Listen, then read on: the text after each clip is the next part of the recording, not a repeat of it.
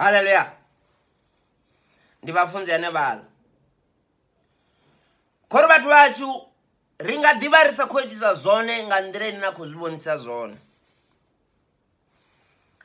Ende ringa vha ri khou litsha u ḓa fhethu hune na khou ri ṱoḓa hone. Ri khou litsha u ita na zwithu zwine na khou ṱoḓa ri tshi ita zwone. Khori masiari a ḓuvha ḽa ṋamusi ndi na muṅwe mulaedza wavhuḓi nga maanḓa. Ndi khou ri arali u vhone vho nthetshelessaho ṋamusi, arali vha tshi kha ḓi pfha uri vha koloda muthu vha tshi khou tshila,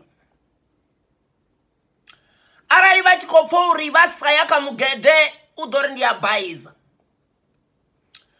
vha sa ita tshigede, vha sa renga tshigede, vha sa nwa tshigede, vha sa amba tshigede, hu ḓo pfhi vha tshi ḓela.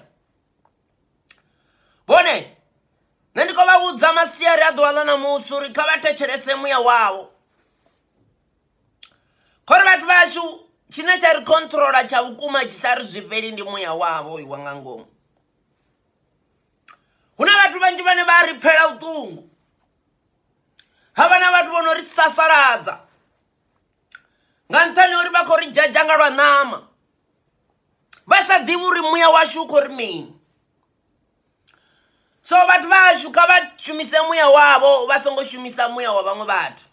Muṅwe na muṅwe una muya wawe, a ri khou hana muṅwe na muṅwe na muvhili, mara muya muṅwe na muṅwe una wawe wo fhambanaho. Khori vhathu vhashu arali vha sa tou shumisa muya wavho, ngori huna tshiṅwe tshifhinga tshine muya wavho wa amba uri vha songo ita, vhone vha pfha ungari vha sa ita vha ḓo vha vha khou baiza. Nṋe ndi khori vhathu vhashu huna vhathu vhane vha dzhia ungari khamusi ri khou tou litsha u shuma, ri khou tou litsha khamusi tshiṅwe opportunity tshine tsha vha hone tshine vha tshi vhona ri natsho. Havha na vhathu vhane vha mangala uri naho muthu a sa rengi goloi, vha tou vha vha sa zwiḓivhi uri muya washu u khou ri mini. Ḽiṅwe ḓuvha muya washu a u khou vhuya wa pfha no u vhavha, vhe ni khou sokou pfha uri ni khou ri pfela vhuṱungu hana na goloi. Khori vhathu vhashu riṋe ri shuma nga muya, na vhona ri sa koni replya muya washu a u khou tenda, na vhona ri sa koni ambisa muya washu a u khou tenda ri tshi ni ambisa, na vhona ri tshi khou tou ni vhaisai ndi muya washu wo tou gaida wa ri isa hanefho. Ndi khori vhathu vhashu zwoṱhe zwi khou itiwa nga muya,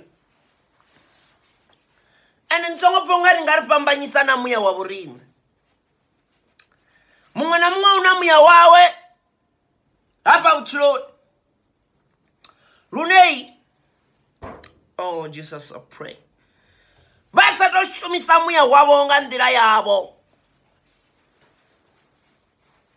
Muya wavho u ḓo ri u tshi sala u tshi ṱuwa kha vhone, wavha u songo vha itela na tshithu na tshithihi ngauri a vha khou tenda kha muya wavho.